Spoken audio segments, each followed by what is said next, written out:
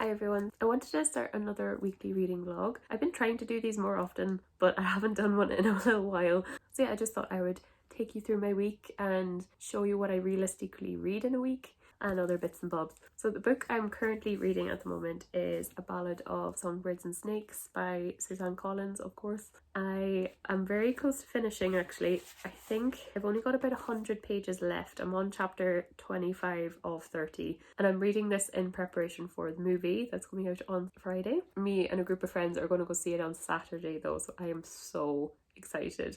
I cannot wait. So far I'm loving this book. This came out I think in 2020 and I remember reading some reviews and people thought it was kind of just okay. They thought a bit weird that it's about Snow, so the villain of course of the original trilogy. So I've never been too intrigued, but I watched the trailer of the movie and I thought it looked really fun. So I picked up the book in preparation for it and I've been loving every second of reading this book. I adore it. It's definitely 5 stars for me so far. I am having so much fun. So it's about Coriolanus. It's such a hard name. The first chapter or two I was like, I had to learn how to say his name, but it's about Coriolanus Snow. And obviously he's in the original Hunger Games trilogy, he's the president of Panem. So this is about him when he was 18. So this is just 10 years after the war that created the Hunger Games. And at this stage, it's just the 10th Hunger Games. The mentor program is just being introduced into the Hunger Games and it's part of kind of a school assignment for Snow and his other classmates. So he gets assigned the District 12 girl, Lucy Gray Bard. So he's like super disappointed at the start, but he ends up actually thinking she's amazing. So I think for me, I love reading from villains' perspectives and morally grey characters. I think they're more fun to read from. And Snow in this, he's definitely not a villain at this stage. He's just kind of an 18-year-old boy. You know, he's only just on the cusp of adulthood, but Collins isn't depicting him as this innocent thing. He's definitely very self-centered, and you can tell that. He definitely has some people he loves in his life, but you can tell he's quite manipulative already here without being totally evil. Just kind of like a normal person that has a few bad traits rather than a full-on villain at this stage. Like, you hear his inner monologues. For example, there's this mother of a friend of his in his class and they're originally from District 2, and in his head he's like, oh, she's district trash and stuff, but to her face he's really polite and very genteel. She's definitely not painting him as like a good character, so that is interesting. He does genuinely care for Lucy Bard, but it's a bit of a possessive way, and it's interesting to see the Hunger Games in its kind of starting days. So the capital really isn't this big flourishing place, it's kind of recovering from a war. Snow and his family are actually really poor, so it's him and his cousin Tigress and his grandmother. They're still in their amazing apartment which they inherited as the Snows, but they're living in poverty still. They're kind of hiding the fact that they're in poverty. So Snow really wants to win the Hunger Games because there's a kind of a free pass to university if you win. So he really wants to win the Hunger Games as a mentor to Lucy Gray. So it's so entertaining. I think yesterday I just finished part 2 and started part 3 and it's just so good. Like, the plot is just really interesting. It does have its pitfalls. I would say the pacing of this book can be a little bit jarring sometimes. I feel like it can be very quick. Snow's in school one minute, then he's home and next, and then he's in school again. So it can be a little bit jarring in places. And I actually do remember thinking the same thing with Catching Fire and Mockingjay when I read them when they came out. Because I think the first Hunger Games is just Katniss Everdeen and it follows every second of her life during her time in the Hunger Games. And then I felt with Catching Fire and with Mockingjay, because there's some time jumps, you know, like a couple of weeks later, a couple of months later, I remember feeling that the pacing was a little bit jarring, and I think I'm feeling the same way a little bit with this one. So maybe the flow of the book isn't the best, but I'm just enjoying this so much. I love it so much. I'm so excited to see the movie. It's definitely just adding excitement. But it's just one of those books I purposely want to read slowly because I'm enjoying it. I'm not looking at the page count to see when I'm done. I am just really enjoying it. I love it. I can't wait to see what happens. There's a romance element to this book. Obviously Snow is quite an interesting character, so it is fun to see his perspective, especially when he's such a different person when he's just an adult. And I think this book will really translate well to a movie because it's actually very musical Lucy Gray Bard, is a musician. She's very not like Katniss Everdeen, she's very different. There's lots of songs in this, so obviously reading the lyrics to the songs, so it'll be fun to see them played in the movie. I just listened to the Olivia Rodrigo song that came out as well, and it's really good. So yeah, I'm just caught up in the hype. I love this book so far. I think the movie will be great, and I do think the movie will be very exactly like this book, like the original trilogy. I feel like they just put the book to the movie, they didn't really chop or change anything. So yeah, I'm just excited for the soundtrack, I'm excited for the movie, I'm excited to keep going with this. I honestly don't want it to end. So yeah, I think obviously there's a nostalgia factor to it as well. We can't really argue the impact the Hunger Games had on the book industry at the time. It really kickstarted all the dystopians. It really started a lot of trends. So yeah, I am loving this book. But yeah, I obviously will finish this very soon. Another book I want to get to. So Jodie from Vanilla Moon, she's doing a Crescent City read along with her Patreons, which I'm part of. So I just ordered the hardback editions because the third book is coming out in January. So I think the idea of the read along is we all follow the same chapters and be on the same page every week. I think the idea is that we finish the second book just before the third book releases. So that is on its way. So I probably will read snippets of that this week as well. I love the sound of it. It's like an adult urban fantasy. I think there's a love story element to it. I think there's a murder mystery element to it as well. So yeah, I'm excited to get to those. But yeah, they haven't arrived yet, so hopefully this week I'll start them. But yeah, I'm definitely gonna prioritize this though.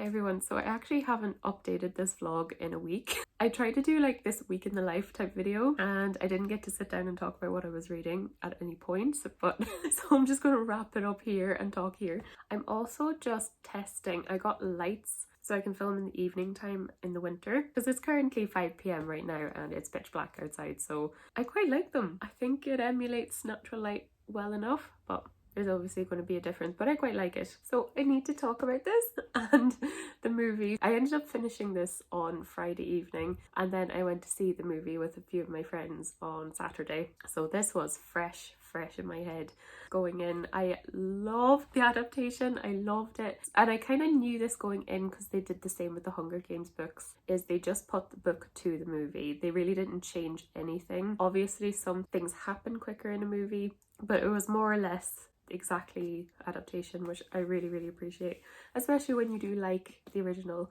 But yeah, I was kind of expecting that because the Hunger Games was done like that too. I don't know, did I mention at the beginning of this vlog, but I purposely kind of read this quite slowly because I was enjoying it so much, and I hardly ever do that. I kind of like reading a lot, so when I come across a book that I'm like, I just want to savor it, I feel like that's quite rare. I obviously gave this book 5 stars. I really, really loved it. And it's so funny because I rated it on Goodreads and it has such, I think the average is like 3.6. I feel like this is definitely a love or hate thing, and I'm on the love category. I would highly recommend this if you did enjoy the original Hunger Games. I know a few people were apprehensive of this because you're like, oh, it's about the villain, it's a prequel. Sometimes when something's great you just want to leave it alone, but I think this is a great addition to the Hunger Games franchise. It's weird that I left this so long. I feel like sometimes when you read something with the momentum of an adaptation coming out leads to more excitement, which is kind of fun. I find it fun anyway. But yeah, I do recommend this if you are a fan of the Hunger Games. You did enjoy the books, you did enjoy the movies. I definitely think you will also enjoy this. It is about Snow, it is about the villain. However, I don't think the author is sympathizing with him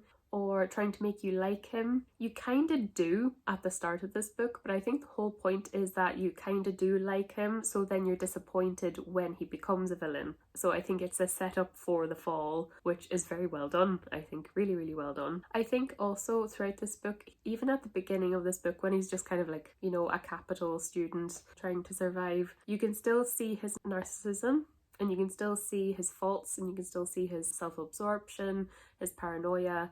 You do really see his flaws, so I don't think Collins is trying to make him this like lovable character. I think she's just trying to make sense of him.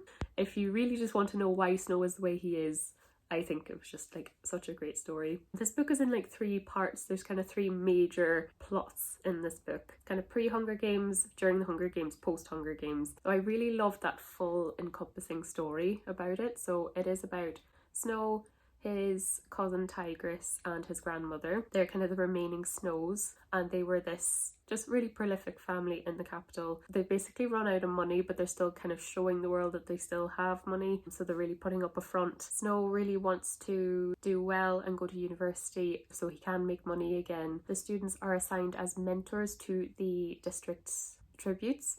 So Snow ends up getting the District 12 girl, Lucy Greybard. It's him trying to like bolster her up, basically, and support her during the Hunger Games. I thought what was really interesting about this is that you see the kind of primal stages of the Hunger Games and what it was like. You know, obviously this is 60 years previous. You know, this is set during the 10th Hunger Games and how they integrated other ideas about it, why it started, who started it. It just goes more in depth about it there. So I think it is, again, really interesting. Again, if you love the franchise, you're going to love this.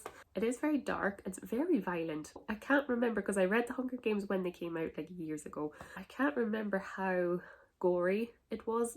This book was quite gory. What I noticed about the film is it still included kind of the violence in it, but it would always pan away for anything really brutal, where everything's described in the book, so it is a little bit more graphic. It is borderline horror dystopia. One thing I'll say about a book is you get the inner monologue, which I really like. You get Snow's thoughts at every point. So things are a little bit more clear, I feel like, in a book versus a movie. A movie, it's lovely to see everything as you imagine come to life, but I think like with a book, it is nice to like, you know, understand why a character does something. I loved it. I loved this book. I loved the adaptation. It was excellent. It was just so good. I really want to read the original trilogy now and watch some of the movies over Christmas maybe. But yeah, just definitely recommend. If you loved the original Hunger Games, you will like these. Like, it's heartbreaking. It's really unique. There's no other story like it. It obviously does have its pitfalls. I did give it 5 stars. As I mentioned before, I feel like the pacing of this book is a little off. I think it can really jump from, for example, let's say Snow is at home in his apartment, and then he's on train, and then he's at school, and then he's at the Hunger Games event within a couple of sentences, and you're like, oh, sometimes I feel like the pacing can be quite jarring in it. And I do remember feeling that way about Catching Fire and Mockingjay. I think it was the first Hunger Games book, you are with Katniss. The second she's reaped to her winning the Hunger Games. So there is no jump of time, where I think when there's any jump of time, I feel like it can be a bit clunky. It was fun. It really just like a little bit wacky sci-fi dystopia.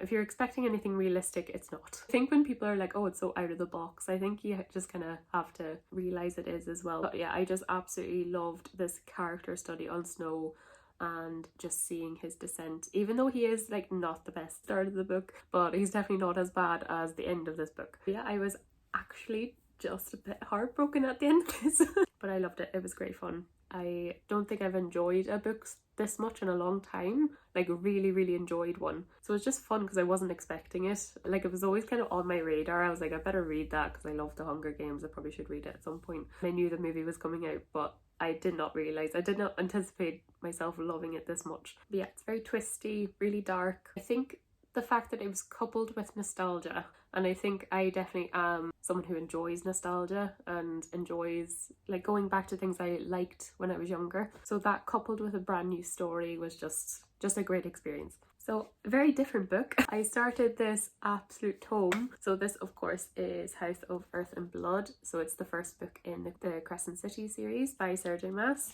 I actually think I just got the sequel in the post. So I think I might just open that now. So basically, Jodie from Vanilla Moon, I'm part of her Patreon. She put up this post about a read along to read these before the third book comes out in January, and I always wanted to get to them.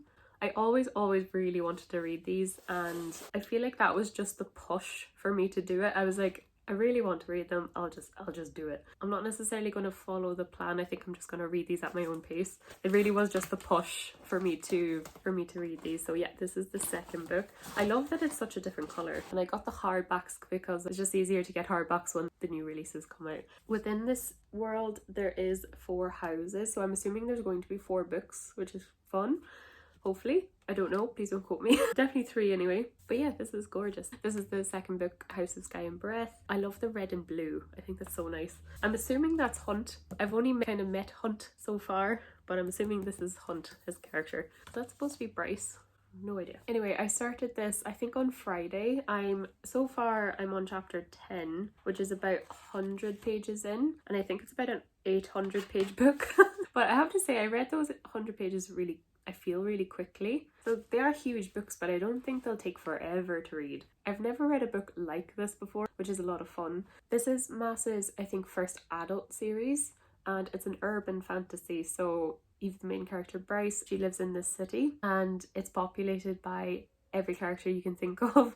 So she's actually half human, half fae. So you have angels, you have shapeshifters, you have vampires, you have anything you can imagine. Bryce works for this gallery. She's basically joined to the hip with her best friend Danica, and Danica is a werewolf shapeshifter. She's actually poised to be the next alpha for this pack, so she's quite important in the city. But both of them are quite just fun. They're like in their mid-20s, they love to party.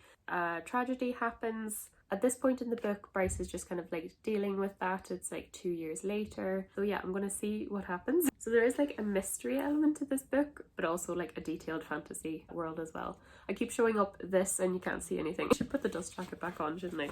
There we go. Yeah, really beautiful. I think for this book, with any kind of like larger fantasy book, you do just need to be prepared for world building. There's so much world building and info. I don't want to say info dumping because it's like needed, you know, like I think if the author didn't explain some things, nothing would make sense. So I don't like the term info dump sometimes. I think info dump, I would only use that term if world building is done badly. However, it is just information heavy, and the world building can be a little bit complex. It took me like a minute to wrap my head around something. There's definitely been times where I've like reread some paragraphs just so I would grasp it. However, it's not like the most complex fantasy I've ever read or anything. So far I'm loving it, like really loving it. I really like Bryce as a character. She's kind of like this kind of fun, bubbly party girl. She's really girly. She's really into like what she looks like, and she loves to dress like more provocatively. She loves dancing. So far she's just like a really lovable character. I really like her.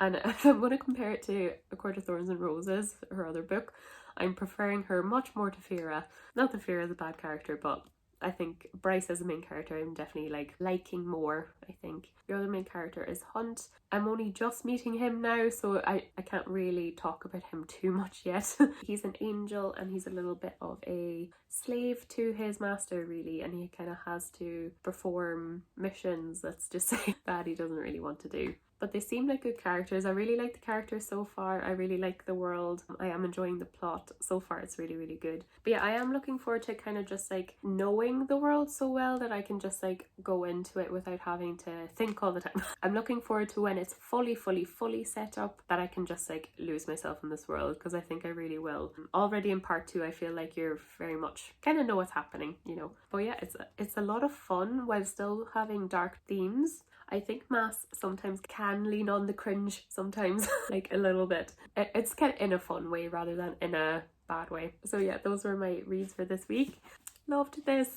Can't wait to read more of this. So I definitely will over the next couple of weeks be getting into these. I think reading them over Christmas and stuff would be nice, so I'll definitely update on what I think, either in more vlogs or in a reading wrap up. Oh, the second book's already chunkier. Oh my gosh. So yeah, thank you so much for watching this kind of random vlog. I just kind of randomly like went to the cinema and went to a Christmas market and read some books, but I just wanted to do kind of like a week in the life. So yeah, thank you so much for watching. I'll leave all these books linked in the description and any of my socials. If you'd like to subscribe, I do anything book related on this channel, so reading vlogs like this one, like reading wrap-ups, TBRs, readathons, all that jazz. Thanks so much for watching, and I'll see you guys in the next video. Bye.